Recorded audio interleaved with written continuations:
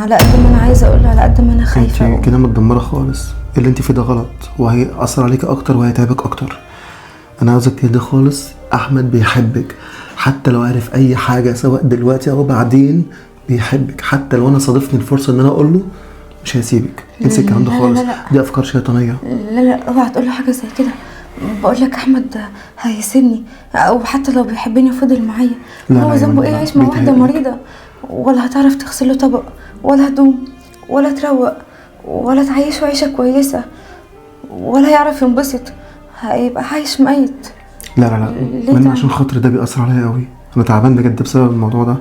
ما تضغطيش عليا اكتر من كده. عايزك تمسكي نفسك، وانا لازم امشي دلوقتي، عندي حاجه اخلصها وهرجع لك تاني على طول. بس بالله عليكي ما تبينيش اي حاجه، ما تتكلميش وخليكي طبيعيه لو سمحت. وانا برضه هكلم الدكتور دلوقتي واقول له اللي عليكي. ممكن نهدى؟ ماشي حبيبتي، يلا باي باي. باي باي. طب هو انا هفضل خاينه كده مع احمد لحد امتى؟ ما هو الكذب خيانه.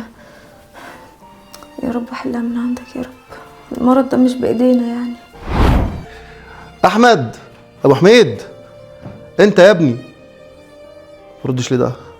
لا انا اتاخر، انا بعدين بقى. يلا سلام.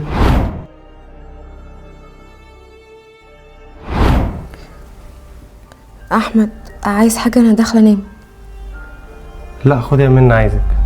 عايز ايه؟ بص يا منى، انا حابب اتكلم معاكي في حاجه كده كنت شفتها من فتره يعني. اي اتنين متجوزين وكده بيبقى دايما ما بينهم ثقه في حاجات كتير. الحاجات دي بتبقى حاجات بسيطه ساعات وحاجات كبيره ساعات، ف لازم كل واحد فيهم بيحكي للتاني عن كل حاجه بتحصل في حياته يعني. لما الثقة دي بتتهز في حاجة بيحس ان كل حاجة ضاعت منه في العلاقة، يعني ما يحس ان هو مش قادر يكمل، يحس ان هو مخنوق. بس ساعات بيبقى عارف ان في مبرر. المبرر ده بيبقى ممكن يبقى حاجة كبيرة قوي واحنا بنخبيها، بس ما ينفعش نخبيها، لان احنا المفروض بنكون سند وظهر لبعض في حاجات كتير. فانا كان عندي واحد صاحبي زمان، كان صاحبي ده كانت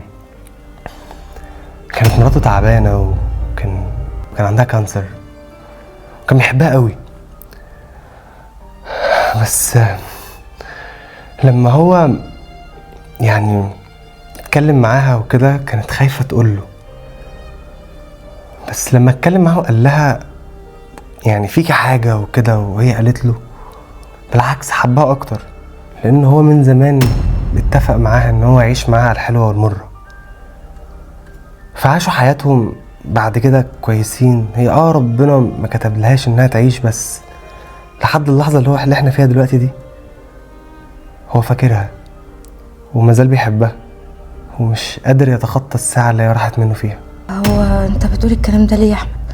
هو في حاجه انت مخبيها عليا؟ طيب او حاجه عايز تقولها؟ طيب في ايه؟ انا مش فاهمه حاجه. هو انا مش مخبي حاجه عنك يعني، بس انا كان نفسي ان انت تقولي لي. مش هعرف يعني عن طريق الصدفه وابقى بطريقه بصراحه انا ما كنتش متخيل ان انا اعرفها بيها. هو انت ليه متخيله ان انا ممكن اسيبك؟